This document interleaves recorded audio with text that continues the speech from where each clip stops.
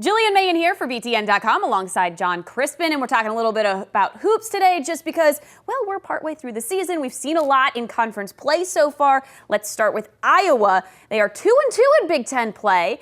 They're kind of a quiet team throughout the Big Ten. I feel like they have a very young team. So what do you like about the Hawkeyes this season? Well, first and foremost, I like Peter Jok. It's impossible not to like Peter Jok. The guy goes for 30 points after the half against Nebraska, keeping his team in the game. Now, granted, he's not enough to win every single game in the Big Ten. So as much as I like Peter Jok, there are some issues beyond that. And the issue is something that I still like, but it's also an issue. Does that make any sense? A little bit. I like it, but it's an issue. So it'll be the same thing I talk about in the negative that I'm talking about in the positive, and that's the youth. The youth for Iowa is so talented. They have young guys who can go out and play. They're not afraid to play. They really are playing fearless. They play with a chip on their shoulder, something to prove. Cordell Pemsl, Tyler Cook down low, Jordan Bohannon around the perimeter. These are high-level guys that can win basketball games. Now, as much as I say that, I got to segue into what concerns me. And what concerns me is that youth on the defensive end.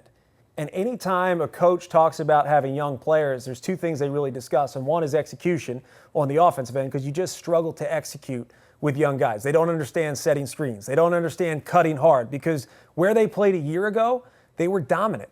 I mean, even I dominated in high school. Now, look at me. I came to the college level and had to do all the intangible things right to be able to play. I had to make three-point shots. I had to set hard screens, defend. These are all things that are new to a freshman class. So they're learning how to do this, and it's going to take time.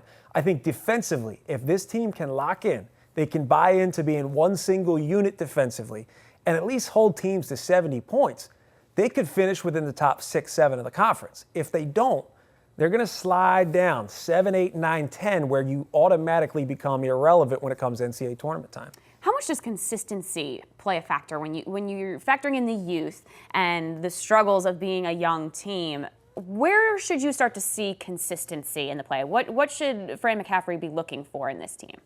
Consistency is the toughest thing, because you really can't bank on anything other than I know what I'm going to get out of Peter Jok. And Peter Jok's not the best defender in the world either.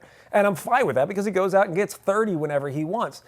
Defensive consistency is another thing, and then you starts with energy. If you have good energy on the defensive end, you can live with that as a coach.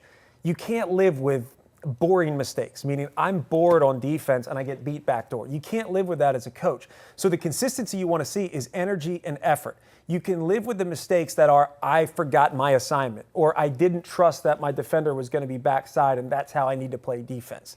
College football does it really well. They play a system where the linebacker takes a gap, and he may not be making the play, but his job is to close that gap so someone else can make the play. It's something you have to learn as young freshmen in the college game, where you may not always be one making the stop, but you have to trust that your defenders are there to help you out. That consistency, effort first, execution second.